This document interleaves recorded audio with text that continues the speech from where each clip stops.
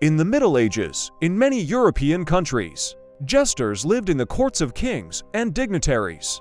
And not ordinary ones. The trick was to have jesters with some serious defect or disability. Thus, dwarf jesters were highly honored. The most famous of these have remained depicted in paintings alongside their masters. For example, Sir Hudson, the favorite dwarf jester of Queen Henrietta Maria of England, who was used as an errand boy, and the famous English jester of James I, described by a contemporary as a yard and a nail tall, no more. Disabled jesters were treated like pets, although they earned a lot and were literally showered with gifts. For example, in 1319 for one dwarf who served at the palace of the English queen, was bought 32 pairs of new shoes, all at the same time.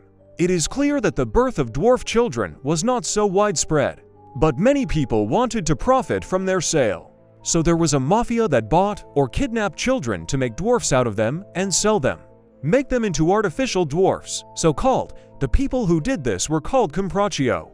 It is said that, in order to achieve their goal, they applied the fat of bats and moles to the children's spines, and they mixed dwarf elderberry, ergot, and daisy juice into milk to induce stunted growth. Dwarf jesters and other disabilities were a kind of fetish, and not only in Europe. Even the leader of the Aztecs always had the ugliest dwarfs in his court. The famous Ottoman Sultan Suleiman was not disdainful and even proud of their presence. In his palace, deaf-mute dwarfs were especially valued there, and they served not only to entertain the Sultan, but also his wives and concubines. There are Ottoman miniatures depicting the labor of women in the presence of dwarfs entertaining them.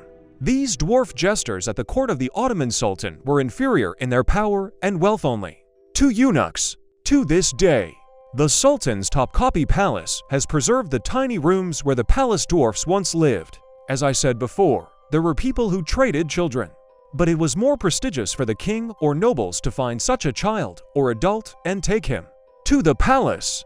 It was a kind of good omen. Besides, such deeds were regarded as acts of charity.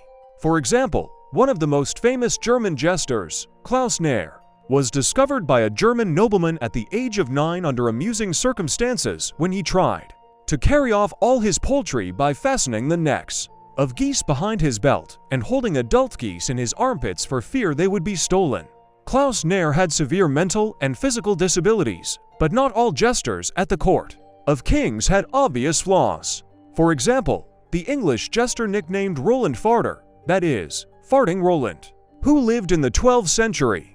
The only physical defect he had was flat feet. He became famous for his ability to jump, whistle, and blow winds at the same time. The king granted him an estate and 30 acres, 12 hectares of land, in exchange for him periodically demonstrating his skills at court on holidays such as Christmas. Such gifted jesters were also valued in Ireland. There they were called brigatory. There their skills were valued no less than poets and musicians. And in Japan they even organized battles between fathers, as this Japanese drawing by Higassen 1864 eloquently testifies.